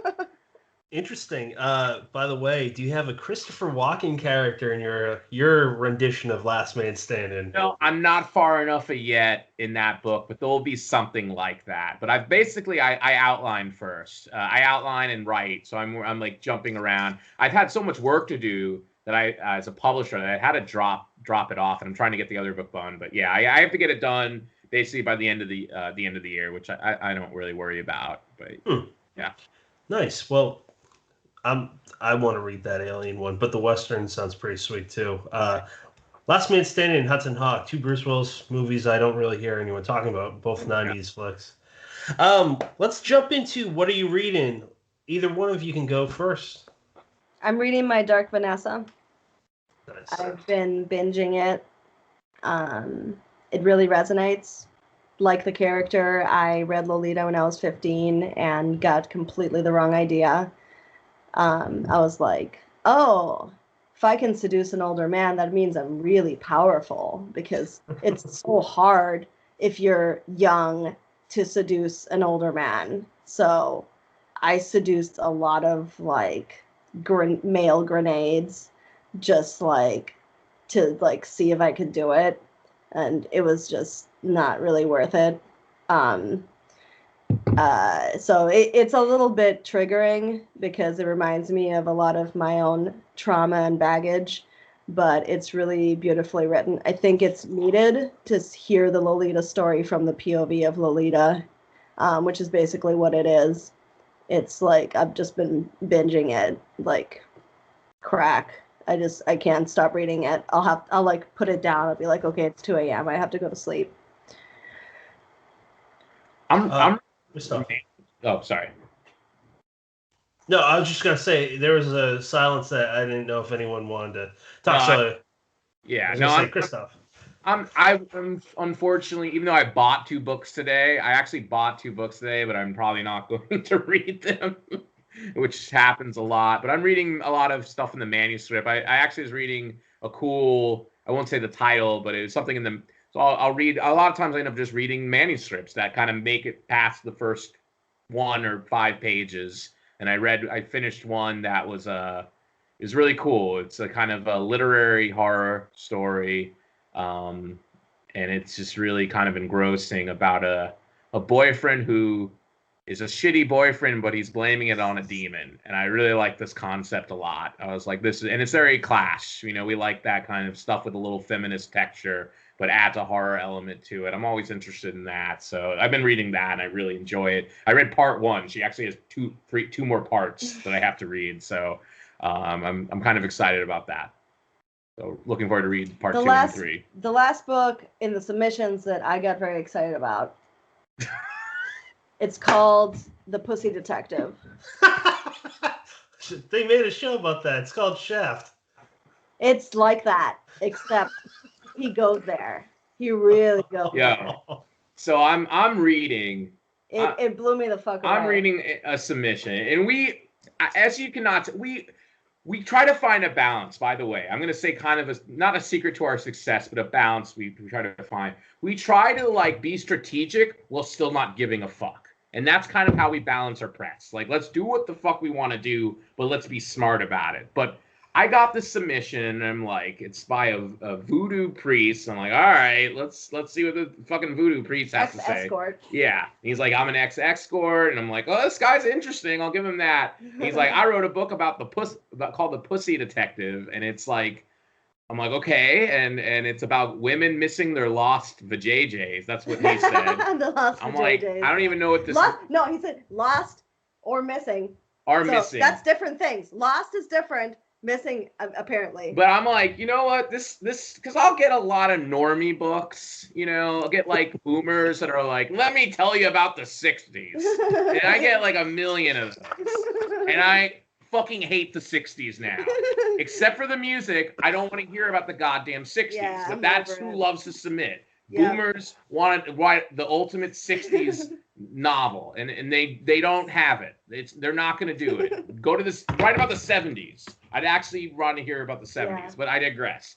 But I get this book. This has a 70s vibe, actually. And I'm like, holy shit, this is like for real. I'm thinking like maybe this is a prank or something. No, we were reading the first like few pages and we were just like dying laughing. Like we were reading out loud to each other. We're hilarious. Like, I can't believe this is real. But I'm like, this is one of the most unique things I've ever read. Like this is just so pure. I couldn't stop reading it. The like the eubonics are like really interesting, and he's like capitalizing words, and it's like this is like poetry. Yeah. Like a blaxploitation. It's gotta beatnik shit. Slow. And I'm like, you know what? Take a look at this, because this might actually be worth publishing just because it's the uniqueness. Yeah. So I think for us, it's like we want to. Obviously, we love good horror. We love good stuff. But we also like books that are like, what the fuck is this? The thing is, like, you gotta keep reading. I mean, I kept reading it, and I realized this was really a story, even though it's really funny and raunchy and like ridiculous in certain ways on the surface. It really is a story about sexual trauma and trying to heal that. And I was really moved by that, and I love that it's sexual and mystical, which I don't see much in anything, because that's pretty much me. I am very sexual and mystical, and it seems very hard for a lot of people to process that. Like they just think, well, religion or sex, and they don't like think of how the body is the spiritual vessel that we express ourselves through. So we're gonna fucking publish this thing. Yeah. So that's awesome. We like to do some shit that's in left field. I think that's just kind of what we do. We'll publish some great horror, we'll publish some literary fiction, and then a book, like we did a book last year, and we always put them out at Christmas. Like last year, this one's coming out this Christmas. Yeah, like last year we got this book called 50 Barn Poems. Yeah. It was just poems about barns. And it was the funniest fucking thing I ever read. Yeah. It was like, these poems, these like, barns are rad, dude. Don't die in a barn. Like, it's like that. And and the great thing was when I talked to Zach Smith, he's like, well, I'd never written poetry before, and I know anything about barns, so I figured I'd write 50 barn poems. I'm like, I love just that. like, I love stuff like that, though, that just feels totally unique. And just but that was also a deceptive surface. It's like, oh, this is dumb and zany, but then, like, you see that it's talking about things and it's going towards something. To a deep like place. It goes to. Yeah. I love that shit. Yeah. I love that We like eclectic stuff, Nice. Yeah. You guys are super diverse, and that's awesome. Brennan, what are you reading, sir? Well, first of all, I just have to throw out there that I am so very interested to see what you guys end up doing for the cover for the Pussy Detective. That's going to be interesting. I already have a vision for it. I want like a 70s vibe for sure. I want cool 70s like funky lettering. That's all I know at this point. I feel like honestly the words speak for themselves, but we'll see when it comes time to do that. But I'm thinking 70s vibe, and I ran that by the author. I had a video meeting with him, and he's like, yeah, totally. He's like, I grew up in the 70s. Like, I'm inspired by the Beatniks. He talked about Jack Kerouac and Allen Ginsberg and blaxploitation, and like, so it's that vibe. Yeah. Cool. I'll be watching out for that. Yeah, I'm actually psyched. It's fucking short. It's super short. You get through it. Like, I read it in like 2 hours, I think. Cool. Yeah. I'm actually psyched because what I'm reading right now kind of ties into a bunch of things we talked about tonight. We had a bunch of really awesome guests in March, but we had so many damn episodes, and we looked at our schedule and we said, Pat, I got to read 9 books for March. How am I going to pull this off? So we kind of, any reading for pleasure went out the window, and I read some great books in March, but they were all kind of, let's call it for work in as much as this is work. So I'm like, you know what? April's here. I'm fucking reading something that I really want to read. So I am reading Off Season by Jack Ketchum. Nice. I never read that Ketchum book. How is it so far? Oh my God. Don't tell me anymore. I'll read that one day before I die. When you're 80. The first 100 pages, I think it's maybe 270. The first 100 pages is, I don't want to say it's boring. That's not right. But it's just, you have a certain expectation of how his books are going to go. And it's a little, the pace is slower than I expected it to be. But then after that, once it hits, there is no let up. You don't get a fucking paragraph to relax. I like that there's a build up. Yeah, that's that shows class. Yeah. Yep. Yeah. Yeah, it's awesome though. So I'm about halfway through it right now. Pat, how about you?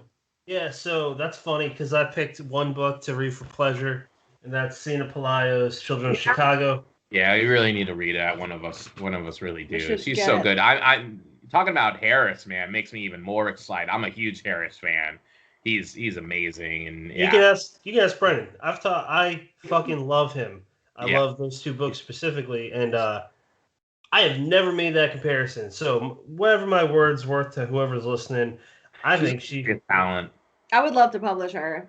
Yeah, I think she knows that. That'd be great. We would love to publish her, but it's a thing though. It's like I'm always like, I don't really have much of an ego because I'm like, I tell my writers, I'm like, hey, if you can go with a bigger press, do it. Because I'm a writer too, so I'm always like, hey, if you can get that money, get paid, Get that money. That money, get paid, get those bigger presses. If you can get them, get them. I'm always pro that, even if I want to publish somebody so bad, But sometimes people would rather have the freedom. Yeah, we can give people freedom. We can't give them a bunch of money, but we can give them freedom. And they'll reach readers. Pick your still. deal. Yeah. What do you want? It's trade-offs. I think publishing is all about trade-offs, like a relationship Life or is anything. all about Trade-offs. What do you want? Yeah. What do you want more? Yeah. Absolutely. The reasons why, just to kind of push this point as to why I compared her, Pelayo to Harris, is two things that stick out to me, and you can see it in both their writing, is their journalistic backgrounds, and specifically with that journalistic background, it's in true crime and dealing with, maybe this is heartless to say, but broken people. No, broken people are fascinating. Yeah, that's why I find serial killers are so fascinating for that reason. Totally. So me and Bernie got another show I mentioned in the intro. It's called Unburying the Dead with Kevin McKinley and Kevin Witten, aka Well Red Beard. And nice. The next episode is on Shirley Jackson's The Haunting of Hill House. Ooh, cool. I would love to talk to her, man. Her house is about 40 minutes north of here. Oh, cool. Bennington, Vermont. I actually went over there. Unfortunately, it's not like a museum or anything. Like, it's just a private residence. Yeah. Oh, that's bullshit. She's like an American treasure. No, that really pissed me off. But I did touch the tree in the yard, and they said you have to break the bones to fix them. Which seems for her tree. That's okay. That's deep. There's a weird mystery in that area. The story, what's it called? Crap. What they Hangs a Man. What they wrapped the Shirley movie around in the Hulu movie Shirley. They wrapped it around her writing Hangsman. That story about that girl that goes missing, that's a real story about a real missing girl. She went on that trail there and went missing, and there's a lot of people that have gone missing on that trail. So it's kind of like a Bermuda Triangle of Vermont. So that is actually me and Jerry's, that's the writer of the Hazel book. That's our next project. After we're done with the Hazel book, we're going to look into that and try to figure that one out, which hasn't been figured out either. Very interesting. So another missing girl. There's like this triangle of missing girls all around me. It's really also in my old college. There was a ghost that she hanged herself there, and she's still there. And her dad wouldn't let her be with the guy she wanted to be with, and she was just hanging around. So it's really weird because this Hazel thing has like looped me into this whole circuit of like all these missing girls around me. It's all in this weird New England area of like a New England. It's like Bermuda a New England triangle. Bermuda Triangle, and like I'm in the middle of it, and like, I'm in this house here, and they're like, "Hey, you have means of telling our stories now," and they're like, just like living people. Like, you can make a real career out of just that subject. I mean, we want to do, he wants to do a series, actually. He wants to do like a Lost Girls series of just pursuing each case one by one and doing each case. So that's what we're going to do once we're done with Wrap Up Hazel. Please let me and Brennan know about that as soon as you guys got something to read, because that's up our alley big time. Yeah, I'm psyched to get the Hazel book wrapped up, man. It's because our suspect, he came over when the documentary came out very recently that they made locally, and they were like, "Oh, we've got the guy, we've got new evidence, blah blah blah." So we like got a bottle of champagne and we were watching it. We were like downing champagne like crazy. We were so nervous. We're like, fuck, they're gonna have our guy, and they were so off. Their research was so weak and sloppy. We're like, all right, we're cool, we got this, but. I'm excited because this is going to blow up the true crime community, because people keep talking about this case, but nobody knows who it is, and they don't have the evidence, and he's actually doing the research. We had supernatural experiences. That's not what the book is about. That was how we knew it was real, and that's how she made us see it was real and important for us to pursue. But all the evidence is researched. So it's happening. Definitely am very interested in that. There's a few other books I'm reading right now. About 70% through Whistling Past the Graveyard. It's by Lex H. Jones. It's a collection. It's a bunch of awesome short stories put together, from a seance to futuristic horror. Then going back to Ronald Kelly's Zebra Writer from the Zebra Days. If you do not know what Zebra horror books are and you want to learn about some pretty awesome times in horror paperbacks, check out Zebra horror books. One of them is Ronald Kelly's first with them. It's called Hindsight. Girl that has second sight sees horrible things. It's a gift and a curse. That's all I got for reading. There's so many other good books, but in due time. So, where can people follow the two of you in Clash Books? We're on Twitter, Facebook, and Instagram. Clash Books is just Clash Books. The website, clashbooks.com, is where you can find the books, as well as Black Telephone Magazine is on that website. You can see Cynthia Pelayo and all the other talented, amazing people who we've published. They're all online, or you can get the actual hard copy of the first issue of Black Telephone. Good. And we're on all those platforms with our names. So just me, Leza Cantoral, and he's Christoph Paul. I'm pretty active online. Yeah, you are. You are too. I'm active. I would also say I have an album dropping in probably June. My band's debut album. Nice. And I also do a podcast. And your band is the Dionysus Effect. We're a rock and roll band. I actually did a nice episode.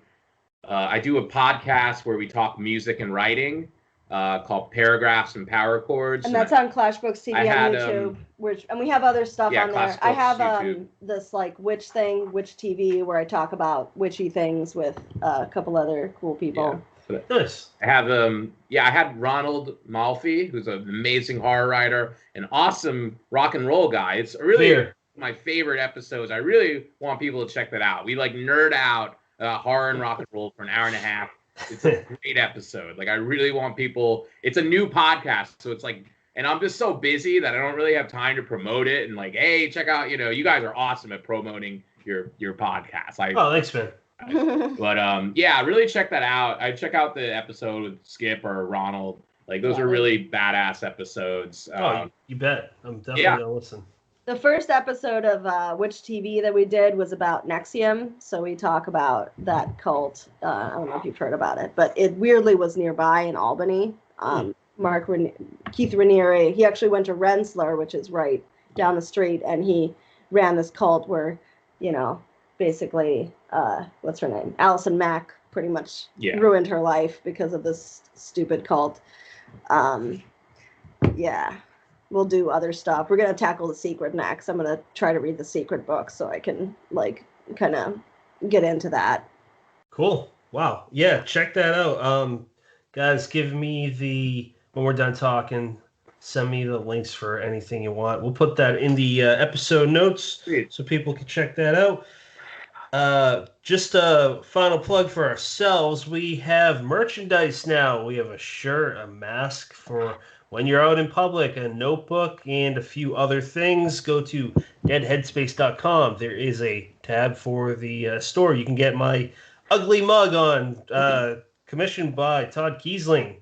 So check it out if you're into that. Final thoughts, either one of you or Brennan. Oh, I just noticed you're wearing a Dunder Mifflin shirt. Yeah.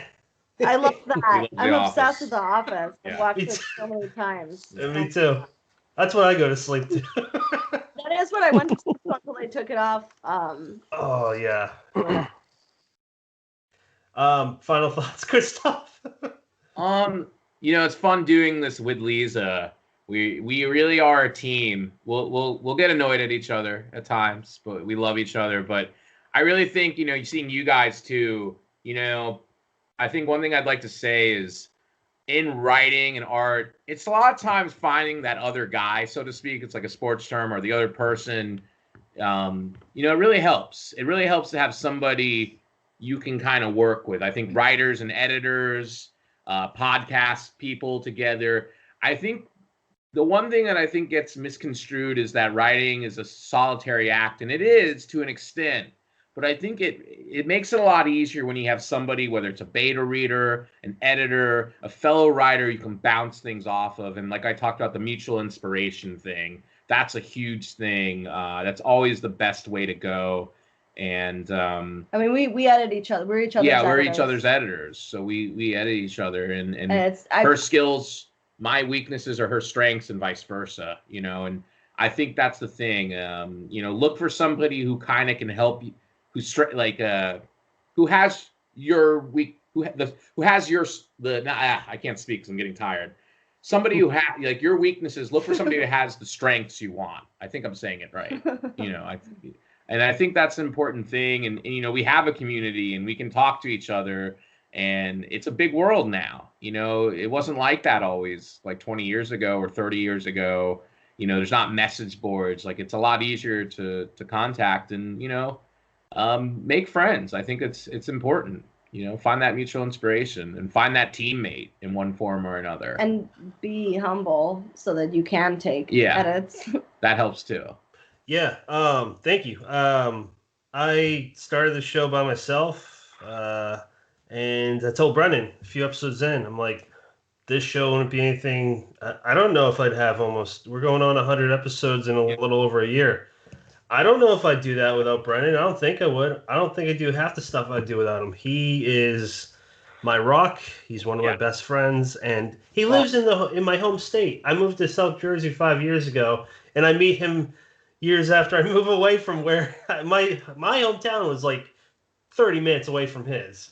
Wow. That's funny. So I appreciate that. I kind of hope some people see this podcast as like a kind of a buddy comedy at times. Because he's like, I mean, he's like my brother. I love him.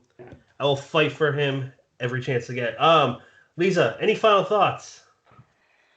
Yeah, it's been great to be on. Yeah, you know, it's been cool talking to you guys. This is the first time that we got to do one together, so that's really neat.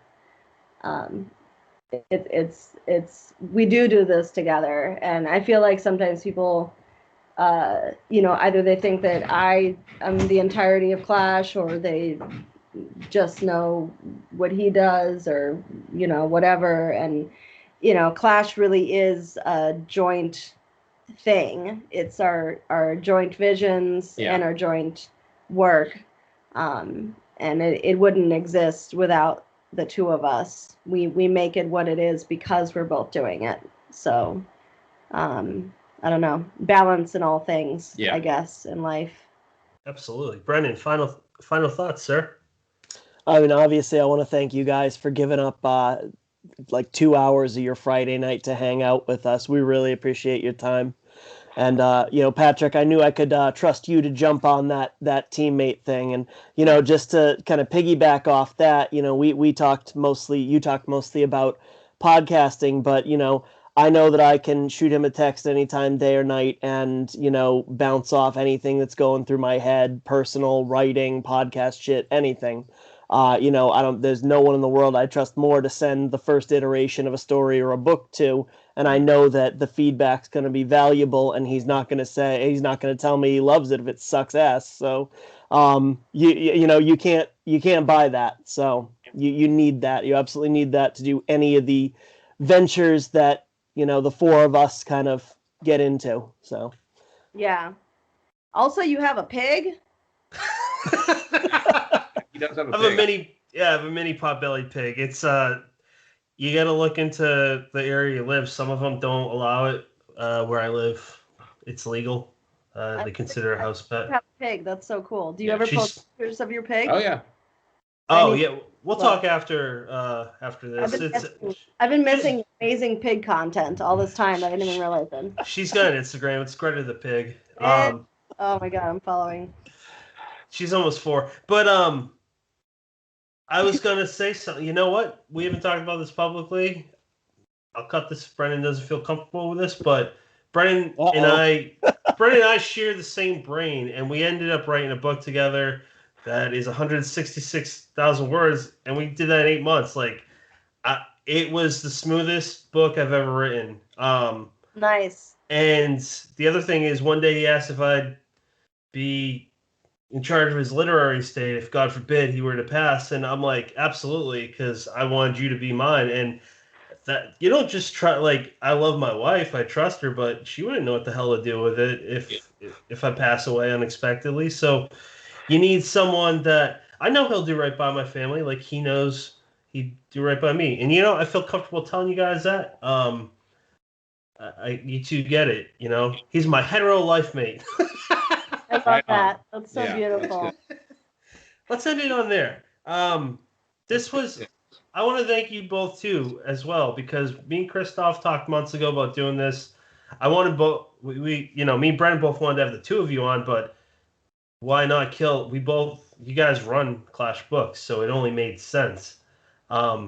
It's an honor that you both were the first married couple on here. We've never had a couple on at the same time, with the exception of Alan Baxter and his wife, because she did cover art for The Gulp, his latest collection. Oh yeah.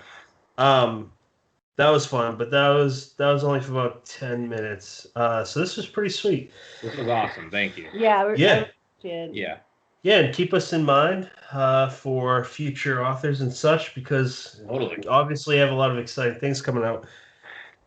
Now, you know what? I know I already asked everyone for final thoughts. I'm about to sign out, but does anyone want to say any final things? Final thoughts? I feel like I've said my piece. Okay. Fair enough. Yeah. I mean, I feel like we're living in a really exciting time for literature and culture, honestly. There's just so much mixing happening, so much cross-pollination. It's just really exciting. I would just like people to just not, stay in their little safe little playpens, try to explore outside of your comfort zone of genre and the 10 people expand yourself. It'll grow you as a person and as a reader and as a writer, and it'll make literature as a community thrive if we do that. Absolutely. Yeah. The old saying, I was going to butcher. I was going to say something about Rising Tide. I forgot it, so never mind.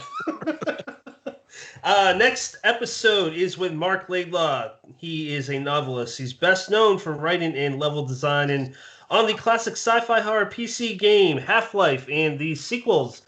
Stay tuned for that.